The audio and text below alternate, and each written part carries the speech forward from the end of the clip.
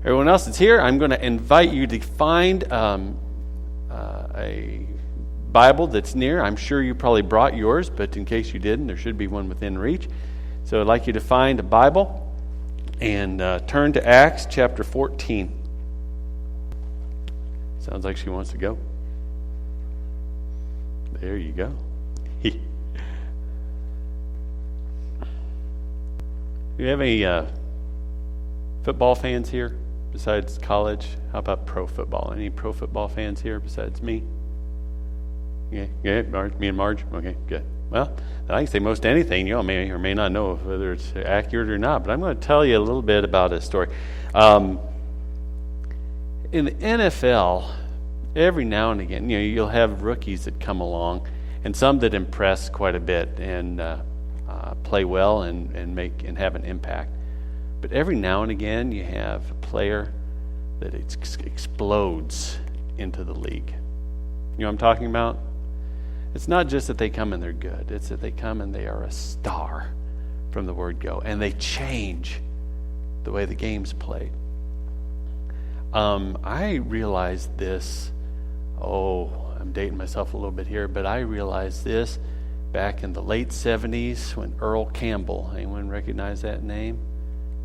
Came into the league and exploded. He changed the way defenses played because nobody could stop him. And I remember that because I was always nervous. I was a Steelers fan, and so whenever they played the Oilers and it was Earl Campbell, it's like, oh my goodness, here he comes again. A few years after that, though, there came a defensive player. He went to North Carolina, which was not a big name football-wise, but he exploded into the league. His name was Lawrence Taylor. I don't know if you recognize that name or not, but he exploded into the league and he changed the way the game was played. He wasn't just an impact player, he was all NFL, all pro for 9 straight years. He won Defensive Player of the Year 3 times.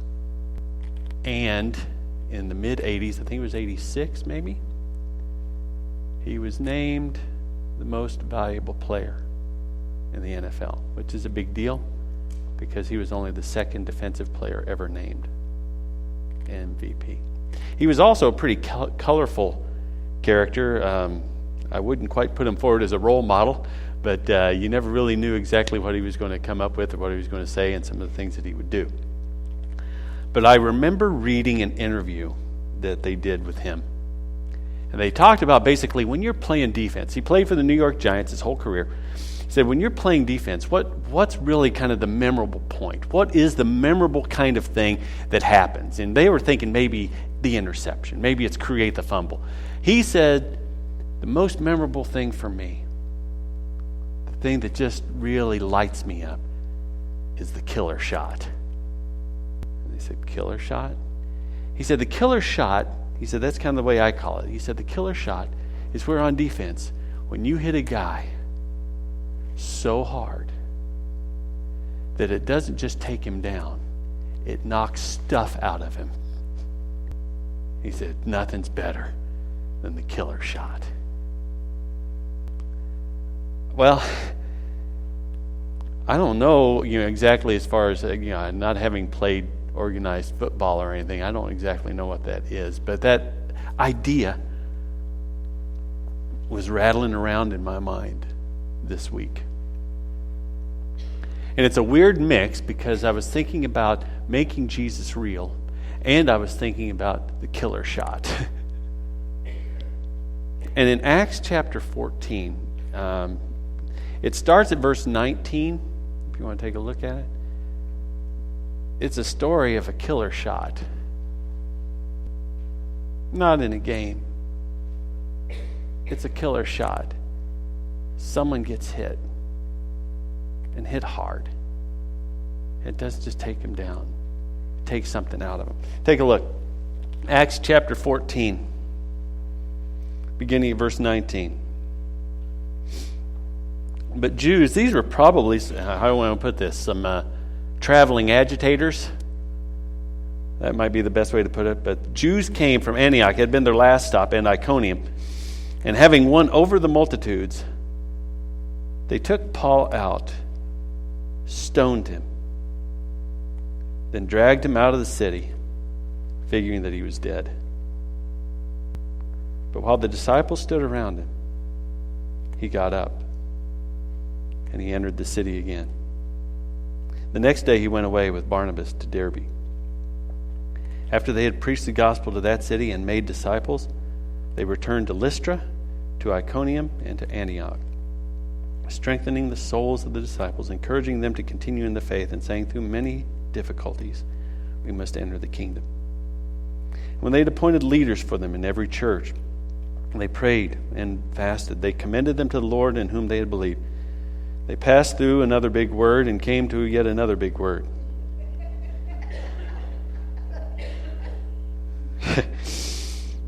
Pisidia and Pamphylia. All right, there. So I said it. And when they had spoken the word in Perga, they went on to Attalia. From there they sailed to Antioch, from which they had been commended to the grace of God for the work they had accomplished. When they arrived and gathered the church together, they began to report all things that God had done with him, how he had opened a door of faith for Gentiles. And they spent a long time with the disciples. Let's take a second and pray. God, we ask that if you would speak, our hearts will listen. And the folks here don't need to hear me. They need to hear you. Amen. This is an interesting episode. We've been talking about making Jesus real. And as we've kind of walked along looking at making Jesus real, we've seen some interesting faces and names. Philip is the one way back, if you remember, in chapter 8. And he takes time out of his own experience, what he had learned from Jesus and what he had seen Jesus do. And he shares out of his own experience with a guy who was looking for God in the Scriptures. You remember that? That was Philip. Even if you don't remember, it happened, okay? Then you had Ananias. Ananias is someone who made Jesus real. And the way that he made Jesus real is this. He took a risk to make a reach into someone's life. That someone happened to be Saul. That's now Paul. We saw him make Jesus real by taking a risk. We moved on and we saw Barnabas. Barnabas made Jesus real in the life of someone else. Not only first by befriending Saul, and then by introducing Saul to a larger circle of friends. Last week we looked at Tabitha. Tabitha didn't work any great miracles. She didn't take any great adventures that we know. She didn't preach any great sermons. She was kind. She made Jesus real by being generous and by doing things that help make other people's lives better. Those are some of the names and the faces. Now we come to Acts 14, and there aren't names and there aren't faces. There's Paul, but I don't really want to focus on Paul. He's just kind of the start point on this. We're told of nameless, faceless disciples, that is, followers of Jesus, who make Jesus real. And it's all started by a killer shot. Paul is growing strong in his faith. Paul is growing dynamic in how he's presenting and carrying the gospel. And if you read a little bit earlier in the chapter, he's attracted a pretty strong following in this community. But the problem is that the Jews who Paul used to partner with, right, are now here saying he's the target. And he gets a killer shot. They take him, they stone him. This is basically nothing more than an act of mob violence. I think later it will be attributed to a video. It's simply an act of mob violence. But Paul takes a killer shot, and it knocks him down, and it knocks something out of him. And before I go too far on that, I guess I want to take a little bit of time and talk about the reality. And here's the reality. Killer shots come in life.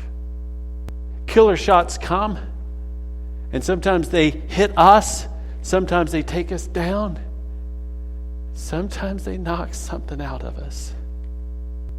Do you know what I'm saying? The reality is, sometimes life turns on us. There are times in life where we're the baby and everyone loves on us and everyone thinks that we're beautiful and glorious. And other times we're not the baby, we're the diaper. And we get dumped on and it's nasty.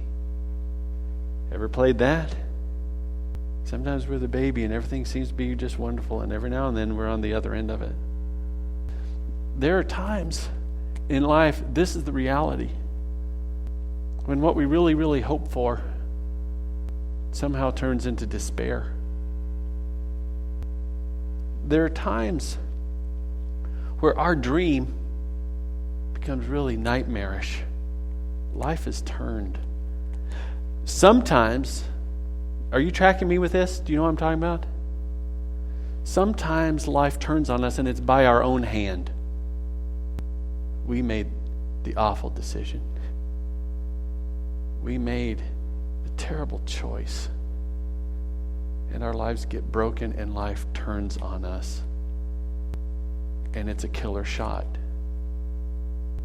It's part of my story. Anybody else make the tragic decision? Anyone else make the awful choice? And then it all lands. It all falls in. Sometimes life turns and it wasn't by our hand. It's by the hands of other people. Someone else made some decisions and it wrecked our world. Anybody know that one? Sometimes life is turned on us and we don't know whose hand was on the wheel on that one. Sometimes there's unseen reasons and causes that we don't understand. Some of you know the story I've shared about my brother.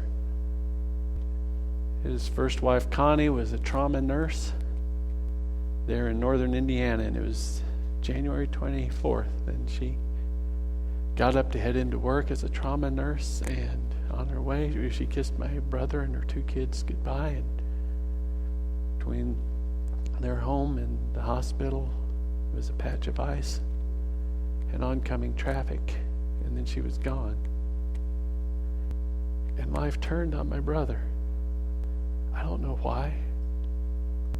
It's my friend Eric, and he was a very, very successful contractor, specialty residential homes, thriving business. And then the economic crisis and collapse of, 2008? He lost everything. Everything. And life turned on him. I don't know why. I guess we could go all the way back to what did Dodd-Frank and all that sort of stuff. But we don't know what all this stuff is. But sometimes life turns on us. And what we thought might be really, really good turns into being something really, really bad. And we get taken down. And something gets knocked out of us. And it's a killer shot. Have you had a few killer shots? Sometimes, and I don't want to belabor it, but let's press on a little bit more. Sometimes it's not just that life turns on us. It's almost like that could be a little bit easier. Sometimes people turn on us. I think that's harder. That's part of what happened with Paul. I don't know if you know that or not. But the backstory on this is that Paul's in this community and they think that he's something. He and Barnabas are there and they've brought the gospel and people are finding freedom in their hearts and they're finding hope for their lives. And then they say, you know what? Paul reaches and touches someone and they're healed. And these people, they start coming. They say, you know what? You're more than just a great person. You're more than simply a gospel or a hope bringer. You're God. You are a God yourself. And then they start wanting to offer sacrifices to these guys. And these guys are still good Jews. And so they're not going to have anything to do with that. And so Paul and Barnabas actually have to talk these people out of making sacrifices, making them into gods. These are the big fans now. But within a week, they're part of the mob. Does that sound oddly familiar? Starting out singing the praises of someone, and within a week you're calling for their death. Does that sound vaguely familiar? Anyone think about Jesus on Palm Sunday and hear people waving branches? And by that Friday, what are they saying? Crucify him. Kill him. Sometimes the killer shots when people have turned on us. And not only that, there's a very good likelihood that the Jews who are involved with this are former friends of Paul.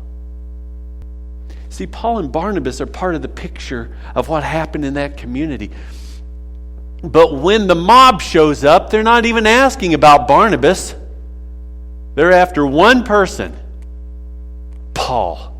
And it's very likely, it's very likely that some that he would have counted as friends were part of the mob. Anyone taking that kind of a shot? Folks that you thought were friends? And now they're the ones throwing the rocks. Listen, that's reality.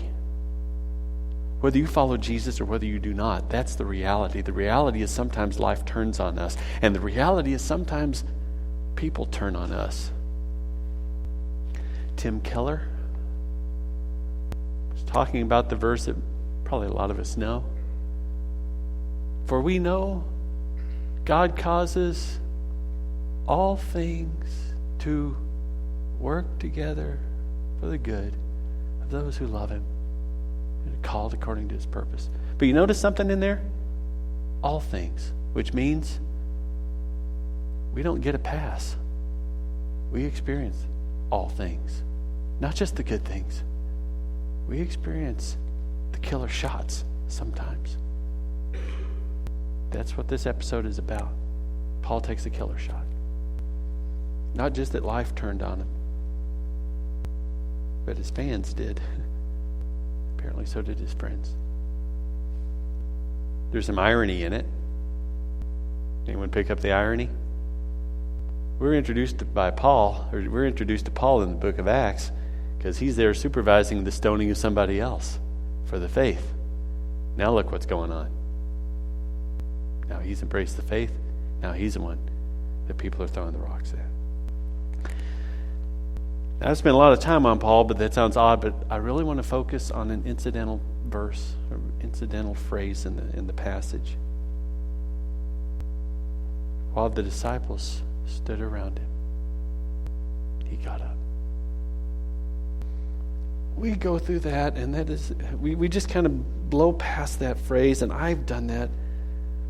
It may be one of the most inspiring images that we find in the Scripture. It's an act of mob violence. The mob has just taken this guy, stoned him, dragged him out of the city, left him for dead. And you see what happens? It doesn't say that the disciples hid and hoped everything would be okay. It doesn't say that they were looking through the blinds to see what's going on. They went and stood around him. Do you realize that is an act of profound courage? The same mob that did this to him, it's still a pretty fresh deal. Who's to say that the mob doesn't turn right around and come back? There's no guarantee that they're safe. But they come and they stand around him. This is a statement of courage. But it's an image. It's not this awkward gawking about. Now, I live with someone who is a wonderful woman. But we can't drive anywhere where if there's a car accident, she's not rubbernecking and craning to see what's going on. It's like, I don't want to see anything there. This isn't just that there's some people curious onlookers. It's not that they're there to gawk. They've come and they stood around him to take care of him. They're there to attend to him. They're there to pray for him, to help him, to heal him. We blow right through this phrase, and I find it incredibly powerful and inspiring. They come and they stand around him. There's one other thing you have to see about this. When they come and stand around him, do you understand they're also making one other statement? Here's the statement that they're making. This man is ours. He's part of us. And if you want to get to him again, you have to go through us. I find that so inspiring. It's an image that really has taken hold of me just since I've been here in Gordon. And I've had occasion, again and again, to come alongside some folks who've taken a killer shot. And while I don't have a magic wand or magic words to say, what I do tell them when they've made the tragic decision, what I do tell them when the loved one is gone, I tell them, I don't know sometimes why these things happen, but you are circled about by people who care for you, who will pray for you, who will do their best to be there for you. As a word of appreciation, thank you for allowing me to say that to people. Because I don't have answers sometimes for some of the things that come to people, but I can offer them assurance that whatever it is that's taken them down and knocked something out of them, they are not alone. They are circled about. There are disciples who are ready and prepared to come and stand around them. So if you think of it this way, we're called to stand around. One of my favorite expressions is, don't just do something, stand there. You know what? In this sense, in Acts 14, that's precisely what we're called to do. We are called to stand around. And when someone's taken the killer shot, that we come and we circle them so that we care about them and attend to them and pray for them and help them and bring a kind of healing to them that also says we're here to protect you. It's amazing to me. Where would they get that idea? Where would they come up with that? Why would they do that? These are disciples. They're following Jesus.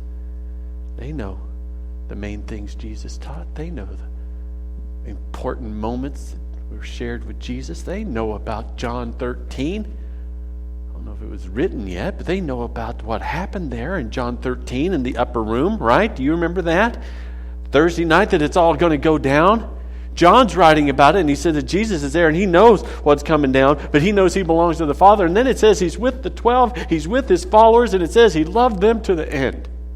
And then he says to them, I need you all to love each other. Not just in lyrics to a song, not just in some gushy feeling. I need you to love each other, which means if someone takes a shot, you don't abandon them. If someone takes a killer shot, you come to them and you care and you help with their healing. Because that's what he did for us. That's where they got the idea. They're following Jesus. And when they're following Jesus, they look to not only do what he said, they're looking to do like he did. And they would know beyond a shadow of a doubt that the most important thing in his mind is that they love each other.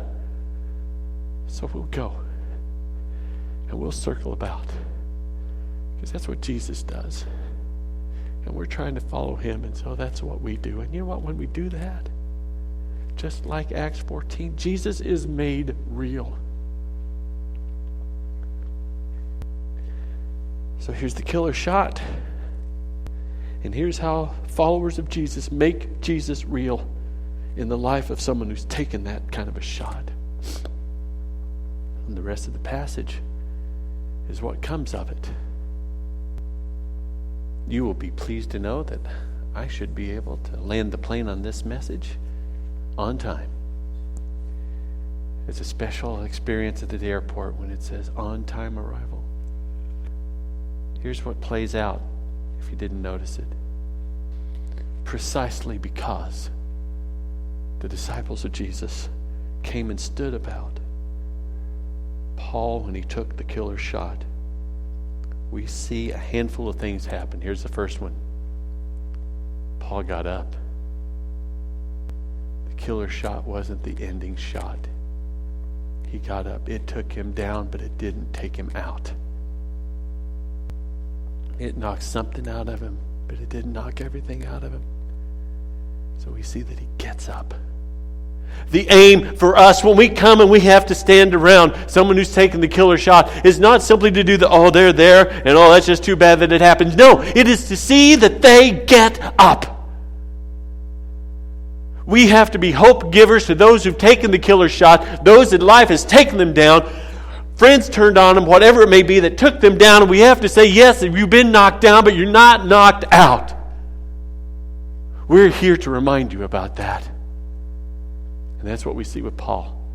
After the killer shot, the disciples come and he gets up. We're told he doesn't just get up. That the killer shot isn't just the end game for him. The killer shot, listen, isn't the defining moment in his life. Who's going to remind him of that? The disciples, the followers of Jesus. Who will remind you of this if you take the killer shot? We will. We will. You can get up. We also see, after he gets up, he gets going. The call of God's still the call of God. The gospel needs to be carried to lives, and that's what we see. You remember? Keep it open. So that he and Barnabas resume carrying the gospel. Just like Philip did, just like Ananias did, seeing lives changed. And it also says he strengthened and encouraged believers, just like Barnabas did, just like Tabitha did. He got up. He got going. And at the very end of the passage, it says that they came back to a gathering, to a Jesus gathering, to a gathering of believers. And they reported to them what God was doing and the doors that God was opening. And it said he spent literally not a little time with them. Meaning, he spent some time. Listen, he spent the time to be replenished. He'd had a whole lot happen to him, both good and very difficult. And so you know where he needed to go to be replenished? To the disciples, the ones who stood around him. These are the ones who could renew some stuff in him after he'd been depleted. It's phenomenal to me. And that is another instance of Jesus being made real. I thought about that. And I thought, that's a powerful, not just powerful image, it's a powerful witness to those that don't follow Jesus. When the killer shot came, these were people who were committed enough to Jesus and committed enough to one another that they would come and they'd stand around, help them to their feet so they could keep going. I think that's something that everyone longs for. By the teaching and the example and the grace of Jesus, it's been given to us. I think it's the greatest thing. I think it's the thing that our world hungers for. And I think it's something that in our own souls we hunger for. And we can have it. Not just as we each, but as we together follow Jesus. He gets made real.